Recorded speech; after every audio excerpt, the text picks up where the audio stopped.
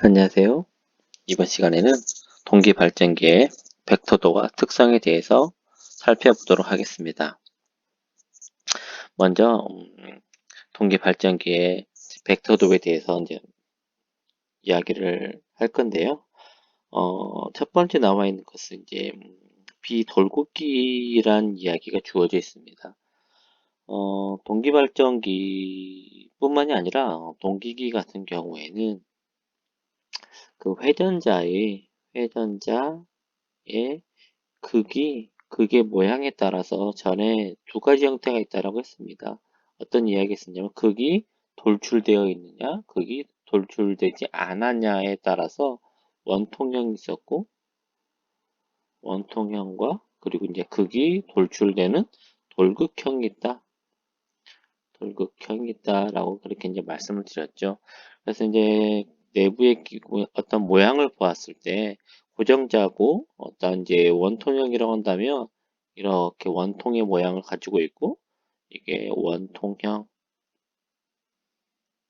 원통형이고 그리고 이렇게 크기 모양이 이렇게 이제 돌출되어 있는 모양을 가지고 있는 것이 이제 돌극형이다 라는 이제 그런 이야기를 전에 제가 이제 했었습니다. 그래서 이제 원통형이냐, 이제 돌극형이냐에 따라서 이제 전기자가 가지는 리액턴스의 크기가 좀 다르게 나타나게 됩니다. 그 부분은 이제 이따가 또, 돌극형 이야기를 할 때, 그때 이야기를 할 건데요. 이제 비돌극형, 즉, 이제 원통형에 대해서 본다면, 원통형이 이제 비돌극형이 되겠죠. 비돌극형이고, 비돌극형에서 극을 만드는 방법을 보게 되면, 이제 슬롯을 이렇게 중간중간 이렇게 이제 파게 됩니다. 슬롯을 만들게 되고, 슬롯을 이렇게 만들고, 권선을 감아주는 것이죠. 이렇게 권선을 감아줍니다. 권선을 감아서, 이제 권선을 감아서 전류를 흘려주게 되면, 전류의 방향이 이런 방향을 가지고 있다. 오른쪽으로 향하는 방향의 전류가 흐르게 된다면 이 전류의 방향에 의해서 위쪽 방향이 이쪽이 N극이 형성이 될 것이고 아래쪽이 S극의 방향을 가지게 될 것입니다. 이런 식으로 해서 이제 그 원통형의 그런 극을 만들어주는 방법이고요. 돌곡형 같은 경우에는 어떻게 극을 만드느냐? 이렇게 이제 돌출되어 있는 이제 극의 철심에다가 이런 식으로 권선을 감아줍니다. 이런 식으로 권선을 감아서 N극, S극, N극, S극의 형태로 극을 만드는 것이 바로 이제 돌극형이다 라고 이야기할 수가 있겠습니다. 그래서 이제 원통형 같은 경우에는 어떤 특징이 있었냐면 고정자와 계자 사이에 공극이라고 하죠. 그 사이에 그 공기층이다라고 해서 공극이 되는데요. 공극이 균일하다. 공극이 균일합니다. 공극이 균일하기 때문에 이 전기자에 의해서 만들어지는 영향, 전기자, 이 부분이 이제 전기자죠. 전기자에 흐르는 전류에 의해서 뭐가 만들어지냐면 전기자 자속이 만들어지게 되죠. 전기자 자속이 계자에 미치는 영향이 균일합니다. 전기자 자속이 계자에 미치는 영향이 균일하게 나타난다라고 이야기를 드릴 수가 있겠고, 돌극형 같은 경우에는 이제 전기자가 이렇게 있다면, 전기자 위치에서 봤을 때, 음, 현재 위치에서는 공극이 이렇게 가깝다라고 볼 수가 있겠고, 만약에 전기자의 위치가 다음과 같은 위치다라고 한다면, 이때는 극과의 거리가 가장 멀어지는 그런 위치가 되겠죠. 그래서 공기와의 극이 가까울수록 어떻게 될까요? 이 전기자의 흐르는 전기자의 전류에 의해서 만들어진 전기자 자속이 그만큼 계자의 영향을 많이 미치게 될 수가 있겠죠. 그만큼 영향을 많이 줄 수 있다라고 그렇게 이제 말씀을 드릴 수가 있겠습니다. 그렇다 보니까 극의 위치에 따라서 현재 극이 이렇게 돌출되어 있는 부분을 만났느냐 또는 어느 정도 회전을 해서 가장 멀리 있는 부분을 만났느냐에 따라서 이런 전기자가 이런 계좌에 미치는 영향이 달라지게 된다라는 것입니다. 그렇기 때문에 원통형과 돌국형, 비돌국형과 돌국형에는 이제 극명한 어떤 이제 차이점이 존재를 하게 됩니다. 오늘은 그 차이점에 대한 이야기를 한번 해보도록 하겠습니다. 먼저 이제 첫 번째로 이제 그 비돌국기의 그런 이제 벡터도에 대해서 볼 건데요. 벡터도를 가지고 보고 그다음에 이렇게 나온 벡터도를 이용을 해서 어떤 비돌국기의 이제 출력까지 한번 이야기를 해보도록 할 건데요. 첫 번째 나와 있는 벡터도는 이제 포티어 벡터도라고 주어져 있습니다. 그래서 이제 포티어 벡터도를 그리는 방법은 어떤 거냐면 포티어 벡터들은 기자력에 의해서 뭐가 만들어지냐면 자속이 형성이 되게 됩니다. 자속이 형성이 되고 만들어지는 자속에 의해서 뭐가 만들어지냐면 기전력이 만들어지게 돼요. 기전력이 만들어지게 되는데 이러한 관계를 이용을 해서 기자력과 자속, 기전력의 관계를 이용을 해서 벡터도를 그리는 것을 포티어 벡터도다라고 그렇게 말씀드릴 수가 있겠습니다. 그림 3.15를 보시게 되면 이제 포티어 벡터도를 그리는 순서가 주어져 있는데요. 여기에서 이제 저랑 같이 한번 그려보자면 첫 번째 기자력이라는 게 뭡니까? 여러분들 기자력. 기자력과 우리가 이제 많이 들어보는 것은 기전력이라는 이야기가 있는데 기전력은 전류를 흐르게 하는데 필요한 그런 힘이다라고 이야기를 할 수가 있겠고 기자력은 이제 전류를 생성하는 데 필요한 그런 힘이고 기자력은 자속을 생성하는 데 필요한 힘이 바로 이제 기자력이다라고 이야기할 수가 있겠습니다. 그래서 첫 번째 어떤 계좌에서부터 계좌에 기자력이 있다라고 한다면 어떤 계좌에 기자력이 있다고 한다면 기자력 때문에 뭐가 만들어질까요? 기자력은 뭘 만드는 것이다? 즉 자속을 생성하는 것이다. 자속이 만들어지게 될 것입니다. 자속이 만들어지게 되면 우리가 이제 전기자 반작용을 이야기를 했었을 때 만들어지는 기전력 자속 때문에 뭐가 만들어지죠? 이는 BLV다라는 플레밍의 오른손 법칙에 의해서 또는 어, 렌치의 법칙에 의해서 이렇게 이제 자속의 변화가 생기게 되면 자속의 어떤 변화가 생기게 되면 그에 따라서 기전력이 만들어지게 되는 것이죠. 그래서 이제 만들어지는 기전력은 자속보다 얼마큼 느리다? 90도. 90도만큼 위상차를 두고 뭐가 만들어진다? 기전력이 생성이 되게 됩니다. 그래서 여러분들 교재를 보게 되면 이제 자속과 기전력이 서로 이제 90도의 각도를 이루고 있다라는 것을 확인해 볼 수가 있겠고요. 그래서 이제 기전력이 생성이 되면은 기전력은 결국에 뭘 만들어주는 겁니까? 전류를 생성하는 것이다. 라고 말씀드릴 수가 있겠죠. 그래서 이제 이 기전력 때문에 뭐가 흐른다? 전류가 이렇게 흐르게 됩니다. 전류가 흐르게 돼요. 이렇게 만들어지는 이 전류는 어떤 전류이냐? 전기자에서 만들어지는 전류다라는 것이죠. 전기자라는 게 결과적으로 전기를 생성하는 쪽이기 때문에 이 전류는 전기자 전류이면서 외부로 공급되는 부하 전류이다. 전기자 전류 겸 부하 전류이다.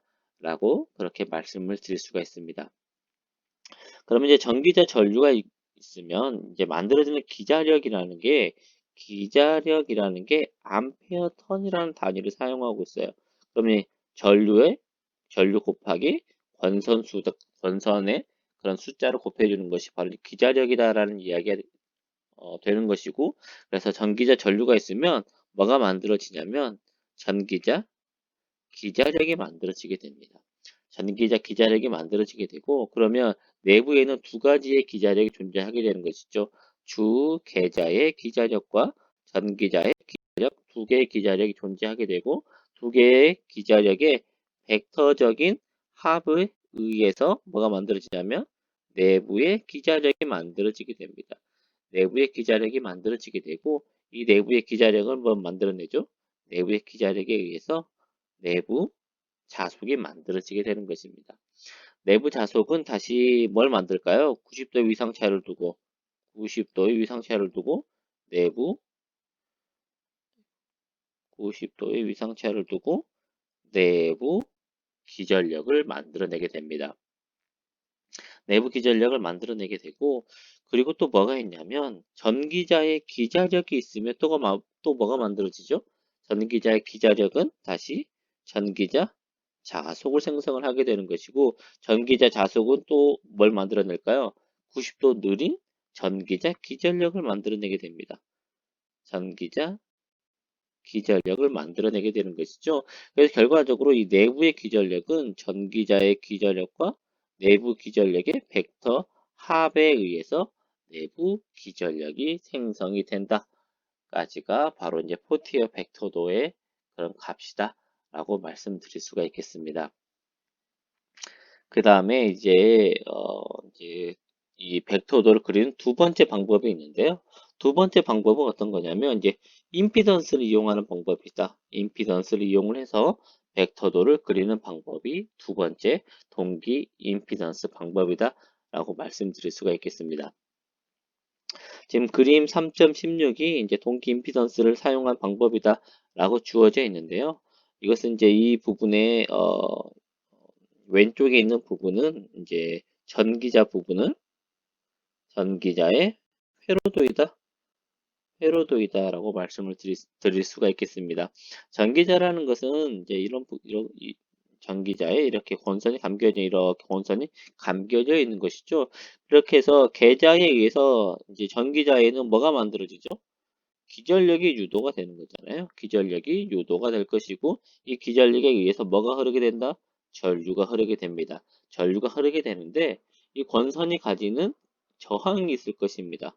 권선이 가지는 고유한 저항값이 있게 될 것이고, 전류가 흐르니까 뭐가 만들어지죠? 전기자 자속이 만들어지게 되는 것이죠. 그러면 전류와 자속 사이에 그런 상관관계를 나타내는 게 바로 뭐냐면 인덕턴스라는 값이 됩니다. 인덕턴스인데, 인덕턴스는 우리가 이제 넓게 보자면 어떤 값입니까? 어떤 반응에 의해서 나오는 값이기 때문에 뭐라고 부르냐면 리액턴스라고 부르죠. 리액턴스라는 그런 명칭을 사용을 하게 됩니다. 그래서 뭐가 있는 것이다?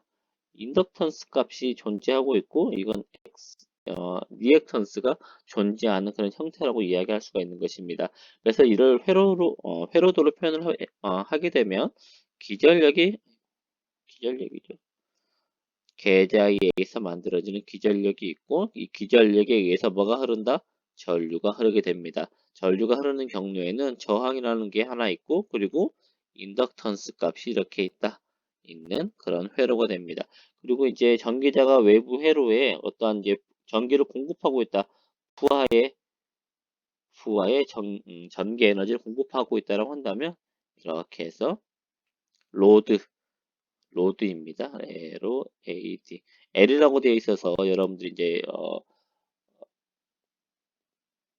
임피던스가 아니죠. 인덕턴스다라고 생각할 수가 있는데, 여기서 L은 인덕턴스가 아니고요. 부하인 로드 L이다라고 이야기할 수가 있겠습니다. 그리고 부하 양단에 걸리는 전압을 단자 전압인 V다라고 하도록 할게요. 그리고 이제 이 단자 전압과 이 전류 사이에 어떤 역률각을 코사인 파이다라고 이렇게 명칭을 붙이도록 하겠습니다. 이렇게 하면은 이제 그림 3.16과 같은 회로도가 만들어지게 되었고요. 여기에 이 저항은 어떤 저항입니까? 전기자 권선 저항이죠. 전기자 권선의 저항값이다 라고 이렇게 이야기를 할 수가 있는 것이고, 그러면 이제 중요한 것은 이 리액턴스 값이 중요합니다. 이 리액턴스 값을 이제 정의를 해야 되는데요.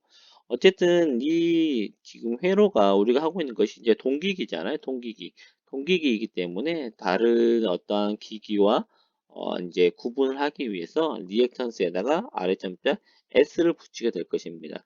S를 붙여서 이를 뭐라고 표현할 거냐면 S는 이제 동기다라는 의미를 갖고 있어서 동기 리액턴스이다. 동기 리액턴스이다라고 이렇게 이제 명칭을 붙일 거예요. 근데 이제 동기 리액턴스인데 이제 전기자죠. 전기자가 만들어내는 동기 리액턴스 값이 XS이다라고 이제 이렇게 명칭을 붙일 수가 있는 것이고, 그러면 이제 전기자가 가진 리액턴스에 대해서 한번 이야기를 해볼 것입니다. 전기자의 전기자의 리액턴스 값, 전기자의 리액턴스 값에 대해서 이야기를 할 건데요. 전기자의 전류가 흐름으로 인해서 전기자의 전류가 흐르게 되면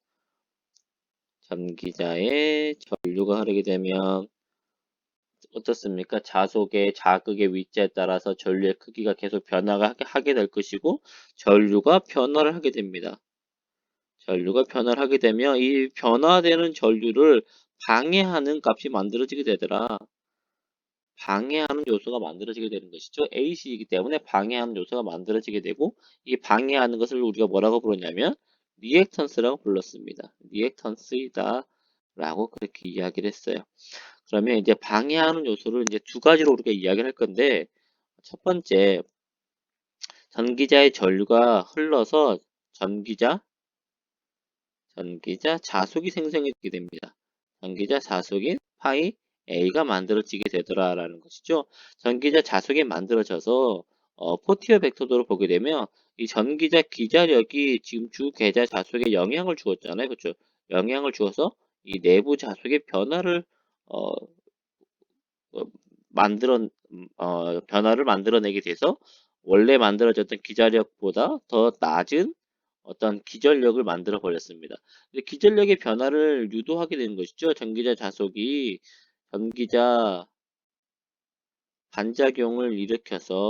전기자 반작용을 일으켜서 기전력의 변화를 만들어내게 됩니다. 기전력이 변화를 해버려요.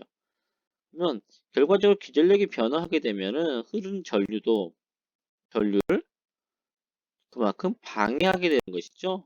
그만큼 전류를 방해하게 된다라고 볼 수가 있습니다. 그래서 전기자 반작용에 의해서 나타나는 리액턴스다라고 해서 전기자 반작용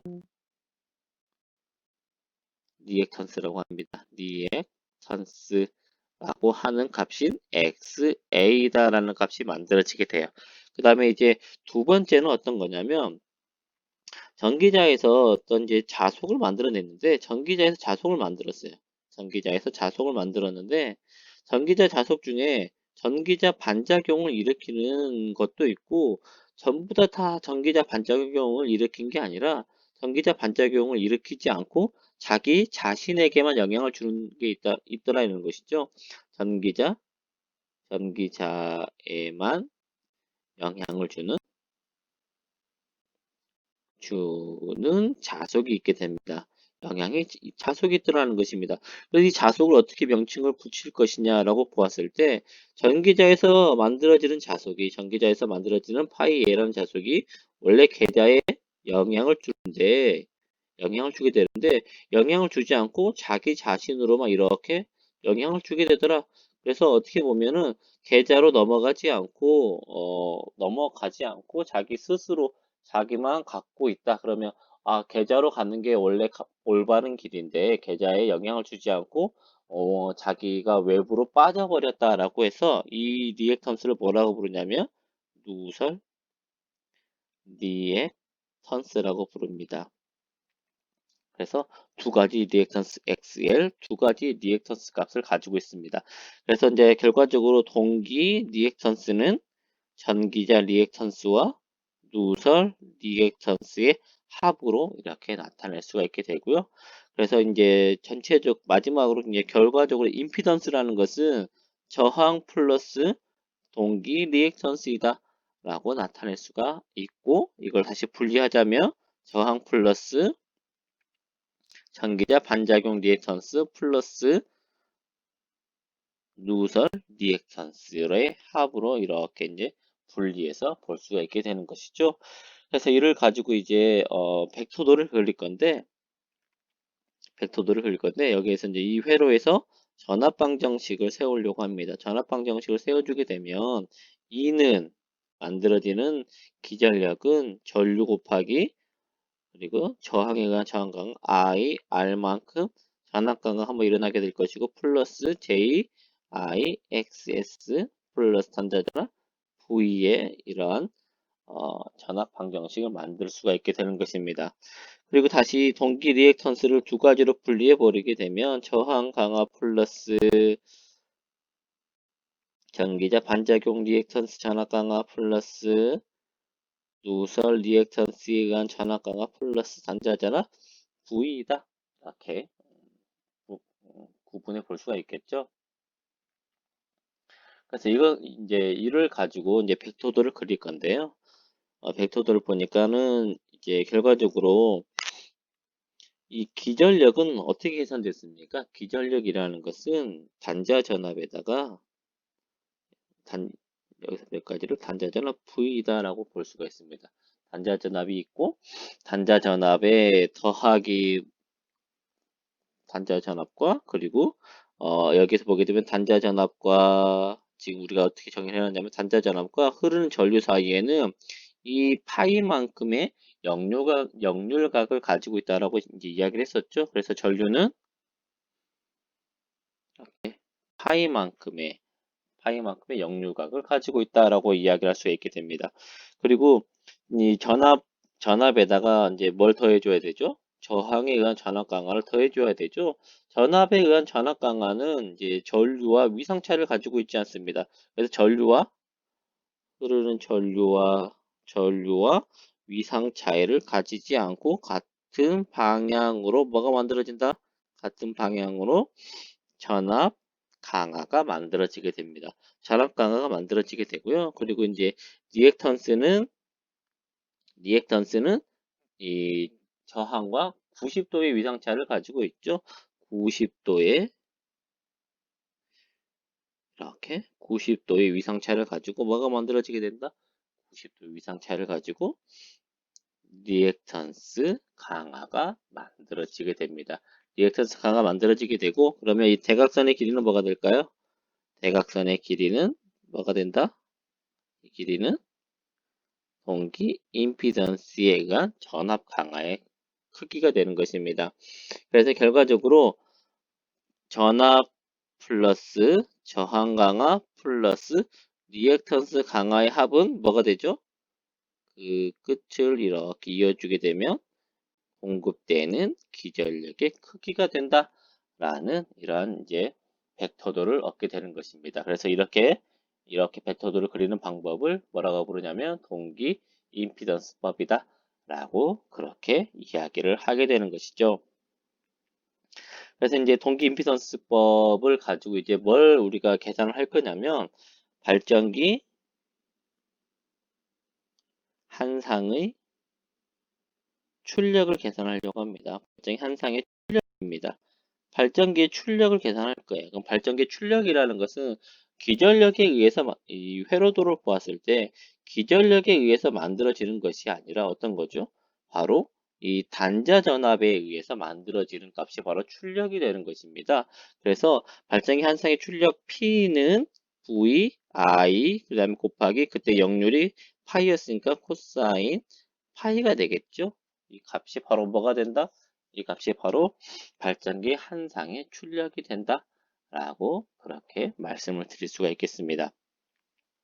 그래서 발전기 한 상의 출력을 계산하기 위해서 이제 어떻게 할 거냐면 동기 임피던스법에 의해서 만들어지는 이 벡터도를 약간 변형을 시킬 것입니다. 어떻게 변형을 시킬 거냐면 전압을 쭉 연장할 거예요. 전압을 쭉 연장하고 그리고 기전력의 끝에서 아래쪽으로 전압의 방향으로 이렇게 수선을 내려줄 것입니다. 수선을 내려줄 거예요. 수선을 내려놓고 이렇게 해서 수선을 내리고 전류도 쭉 연장할 거예요. 전류도 쭉 연장을 해서 이렇게 리액턴스 부분을 쭉 연장을 시킬 거예요. 이렇게 쭉 연장시켜서 이렇게 이제 연장을 시키게 되면 여기도 이제 수직이 되겠죠. 수직이고 평행 제가 아까 말씀드렸던 게 뭐냐면 전류와 저항 강화는 서로 위상차가 없이 서로 평행한 그런 선이기 때문에 다음과 같은 이제 모양이 될 것이고 이 각도가 얼마가 되냐면 평행하기 때문에 이 각도가 바로 파이라는 각도가 되는 것이죠. 파이라는 각도가 되고 서로 마주보는 각 그리고 그럼 이 각도가 얼마가 된다? 바로 이 각도가 파이라는 각도를 가지게 되는 것입니다. 파이라는 각도를 가지게 되고 그리고 저항에 의해서 만들어진 이 각도를 저항 강화에 의해서 만들어진 각도를 알파라고 하도록 할게요. 알파라고 하고, 임피던스 전압 강화에 의해서 만들어지는 각도를 델타라고 하도록 하겠습니다. 그리고 이 델타를 뭐라고 부를 수가 있냐면, 델타는 왜 델타만큼의 각도가 벌어지게 되었습니까? 권선이 가지고 있는 저항과 그 다음에 리액턴스 때문에 만들어지게 되는 것이죠. 그래서 이건 일종의, 그리고 부하 전류가 흘러야지만, 부하 전류가 흘렀을 때 만들어지는 전압 강화 때문에 만들어지는 것이죠. 그래서 이 각도를 부하각이라고 합니다. 부하 전류가 흘러야지만 만들어지는 각도이다 라고 해서 부하각이다 라고 그렇게 명칭을 붙일 수가 있는 것이죠. 그래서 다음과 같은 회로가 주어지게 되고, 이제 교재대로 보면 여기는 선분 A, 다른 색으로 하도록 할게요. 여기를 A, 아래쪽을 B라고 하고, 그리고 여기 이 지점을 C라고 하도록 할게요. C라고 하고, 이 부분이 O라는 점을 가지게 되는 것입니다. 그래서 이렇게 이걸 이용해서 선분 AB의 길이를 한번 계산해 보려고 해요. 선분 A에서 B까지의 길이를 계산할 건데, 어떻게 계산을 할 거냐면 삼각형 A, B, C에서 계산을 하게 되면 삼각형 A, B, C 이렇게 A, B, C라는 삼각형을 통해서 AB의 길이를 계산해 보려고 합니다. AB의 길이를 계산하려고 보니까 이 두 개의 각도는 얼마가 되죠? 두 개를 합한 각도는 알파 플러스 파이라는 각도를 가지게 되죠. 알파 플러스 파이라는 각도를 가지게 되고, 이 대각선의 길이는 바로 무엇이다? IZS라는 것이죠. 그럼 AB의 길이는 IZS 곱하기 코사인 알파 플러스 파이라는 값으로 계산을 할 수가 있게 됩니다. 그리고 또 어떻게 계산할 거냐면 삼각형 OAB로도 선분 AB의 길이를 계산할 수 있습니다. 이때의 삼각형은 어떤 삼각형이냐면 이 삼각형이죠. OAB는 이 직각 삼각형이 되는 것입니다. 그러면 선분 A에서 B까지의 길이는 어떻게 계산할 수 있습니까? 2 곱하기 사인 델타라고 쓸 수가 있겠죠. 2 사인 델타라고 쓸 수가 있게 되는 것입니다. 이 사인 델타, 이걸로 선분 AB의 길이를 계산할 수가 있고, 그 다음에 두 번째로 선분 O에서 B까지의 길이를 계산해 보려고 합니다. 선분 O에서 B까지의 길이는 어떻게 계산할 수 있냐면, 단자자답인 V에다가 삼각형 A, B, C 삼각형의 밑변의 길이다라고 볼 수가 있겠죠. 밑변의 길이는 어떻게 계산할 수 있습니까? IZS 곱하기 이 각도에 대한 사인 값이잖아요. 그렇죠. 그래서 사인 알파 플러스 파이이다 라고 쓸 수가 있는 것이고, 삼각형 OAB에서는 아랫변의 길이가 되겠죠. 그래서 이 코사인 델타이다로 OB까지의 길이를 계산할 수 있게 됩니다. 그래서 이 식에서 우리가 결과적으로 이제 뭘 유도하려고 하냐면 I 코사인 파이라는 값을 계산하려고 하는 것입니다. 왜 그러냐면 이 부분에 코사인 파이 값이 들어가고 있는 거잖아요. 그래서 I 코사인 파이를 계산하기 위해서 이 과정을 지금 이제 진행하고 있다라고 볼 수가 있겠고, 그래서 첫 번째 식에다가는 양변에다 뭘 곱해주냐면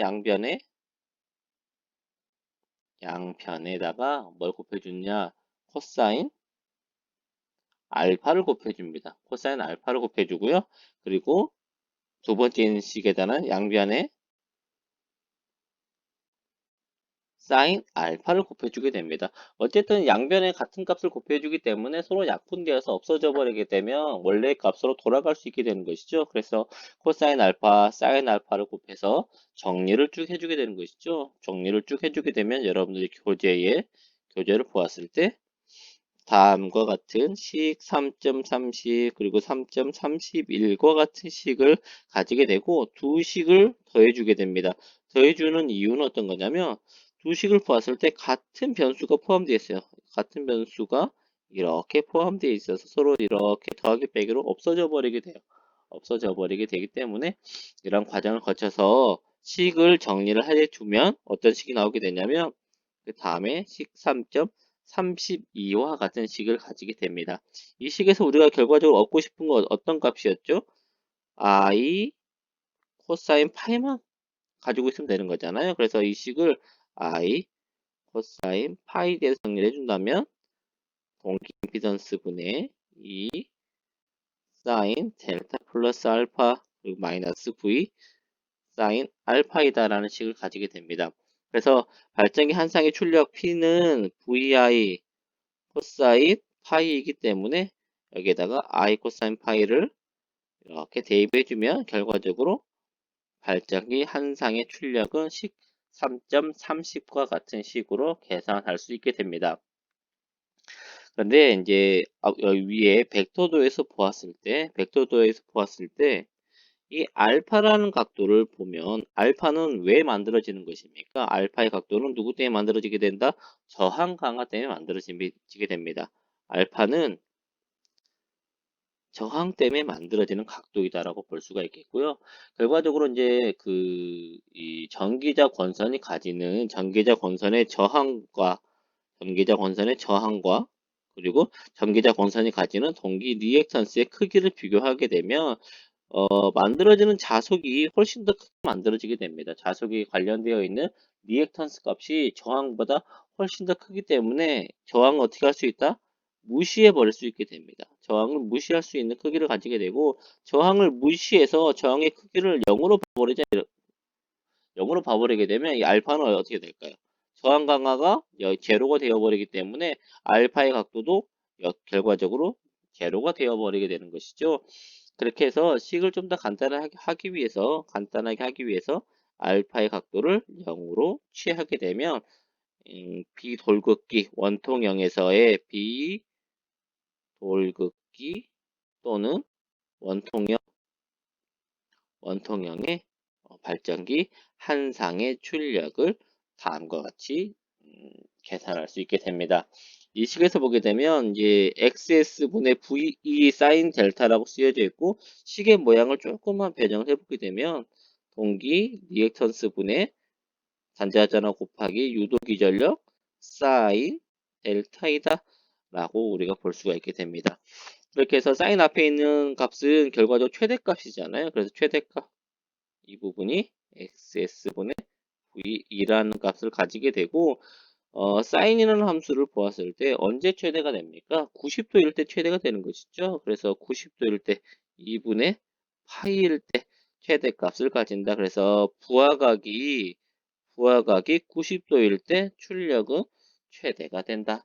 라는 그런 이제 결론을 얻게 되는 것입니다. 오늘은 여기서 마치도록 하겠습니다.